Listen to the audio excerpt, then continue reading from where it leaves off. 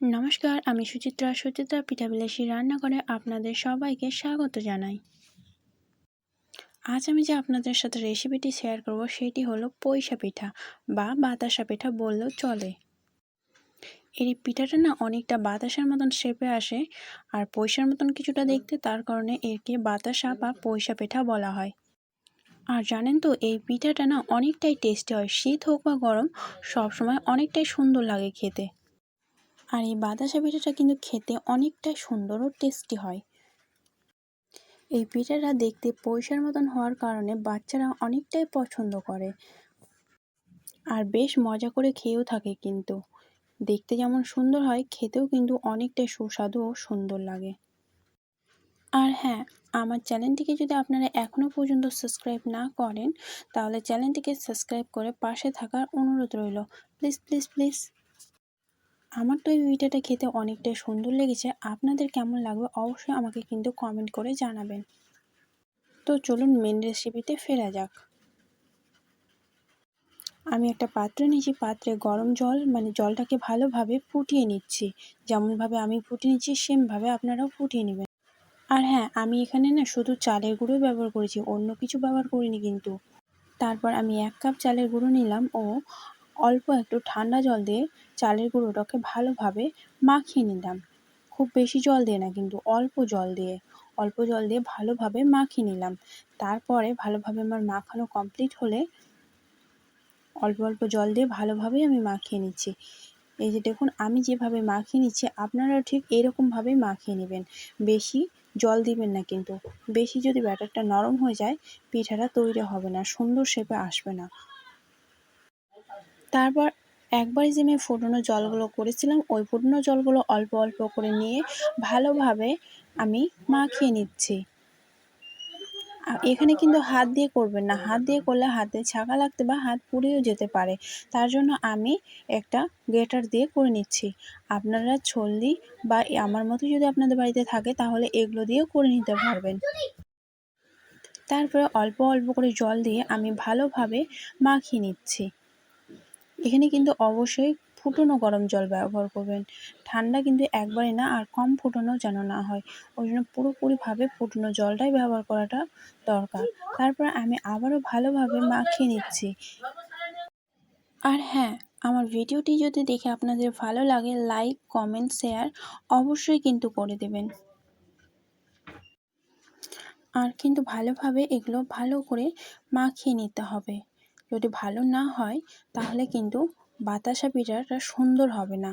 তার জন্য আমি প্রায় এখানে 3 থেকে 4 মিনিট ধরে ভালোভাবে মাখিয়ে নিলাম। তারপর আমার মাখানো কমপ্লিট হয়েছে কিনা ওইটাই দেখার জন্য আমি একটা চামচ নিলাম, চামচের উপরে হালকা করে বাতাসার শেপ করে দেখছি। আমি যেভাবে দেখছি ঠিক আপনারাও এইভাবে দেখবেন যে ঠিকঠাক তৈরি হয়েছে কিনা। এই যে দেখুন, আমি যেভাবে দিচ্ছি এইভাবে দিলেই যদি এই যে বাতাসার শেপটা মিলিয়ে যায় সম্পূর্ণভাবে, তাহলে দেখবেন যে আপনার ব্যাটার তৈরি। এই যে দেখুন, আমি কি সুন্দর করে দিলাম, তারপরে মিশিয়ে যাচ্ছে, এরকম করে দিলেই রেডি। তারপরে আমি ঢাকা দিয়ে কিছুক্ষণের জন্য রেখে দিলাম। এদিকে আমি সেরাটা তৈরি করে নিচ্ছি। নিলাম আমি 1 লিটার দুধ নিয়ে নিলাম। 1 লিটার দুধটা ভালোভাবে আমি ফুটিয়ে নিব। দুধ ফোটানো হলে আমি দিয়ে দিলাম ছোট এলাচ 4টি। তারপরে দিয়ে দিলাম 4 থেকে 5টি তেজপাত। তারপর দিয়ে দিলাম আমি এখানে। তারপর সবকটা জিনিস দেওয়ার পরে আমি ভালোভাবে জিনিসগুলো ফুটিয়ে নিচ্ছি। যেন ফ্লেভারটা সুন্দর আসে তার জন্য আমি বেশি করে ভালো করে ফুটিয়ে নিলাম। আমি এখানে গুঁড়ো দুধ নিয়েছি 1/2 কাপ মতো। আপনাদের পছন্দ অনুসারে গুঁড়ো দুধটা নিতেও পারেন বা নাও নিলেও চলবে। তারপর নিয়ে নিলাম 1 কাপ চিনি। আপনারা কীরকম মিষ্টি খেতে চান সেই অনুযায়ী চিনিটা নেবেন। আমি খুব বেশি মিষ্টি করব না, তার জন্য আমি অল্প পরিমাণে চিনিটা নিলাম। তারপর কিছুক্ষণ জাল দেওয়ার পরে যতগুলো দুধ নিয়েছিলাম তার হাফ হয়ে আসলে আমি নামিয়ে নিব। তার জন্য আমি ভালোভাবে এখানে ফুটিয়ে নিচ্ছি, আবারও সুন্দর করে ফুটিয়ে নিচ্ছি চিনি দেওয়ার পরে। তারপরে আমার ফোটানো কমপ্লিট হাফ হয়ে এসেছে, তার জন্য আমি একটা ঢাকনা দিয়ে ঢেকে রেখে দিলাম। তারপরে একটা নিলাম কড়াই, কড়াইয়ে ভালো করে তেল ব্রাশ করে নিলাম। তারপর একটা ছোট্ট চামচ দিয়ে, মিডিয়াম সাইজের চামচ দিয়ে ছোট ছোট বাতাসা শেপ বা পয়সার শেপে আমি বানিয়ে নিব। এই যে দেখুন আমি যেরকম শেপ দিচ্ছি আপনারাও ঠিক এরকম শেপ দিলেই ঠিকঠাক হবে। একে একে আমি সব কটা ভালোভাবে দিয়ে দিচ্ছি। খুব বেশি করে দিচ্ছি না, কিন্তু 1 চামচ করে দিচ্ছি। বেশি দিলে ভালো লাগবে না। তার জন্য আমি 1 চামচ করে সম্পূর্ণ দিয়ে কমপ্লিট করে একটা ঢাকনা দিয়ে ভালো করে ঢেকে 2 মিনিটের জন্য রেখে দিলাম। 2 মিনিট পরে দেখুন এই যে আমার হয়ে এসেছে। দেখছেন কত সুন্দর হয়েছে। তারপরে আমি এমনিতে উল্টে রাখলাম যে দেখা যাক কেমন হচ্ছে। তারপরে আমি এমনি উল্টিয়ে দেখলাম। দেখুন আমার বাতাসা পিঠা বা পয়সা পিঠাগুলো কি সুন্দর হয়ে এসেছে।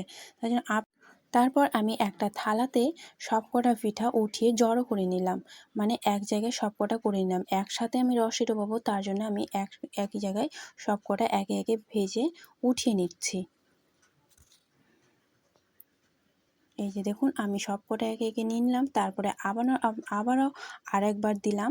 দেওয়ার পরে এই যে দেখুন আমি 2 মিনিট পরে কি সুন্দর হয়েছে, তাই না?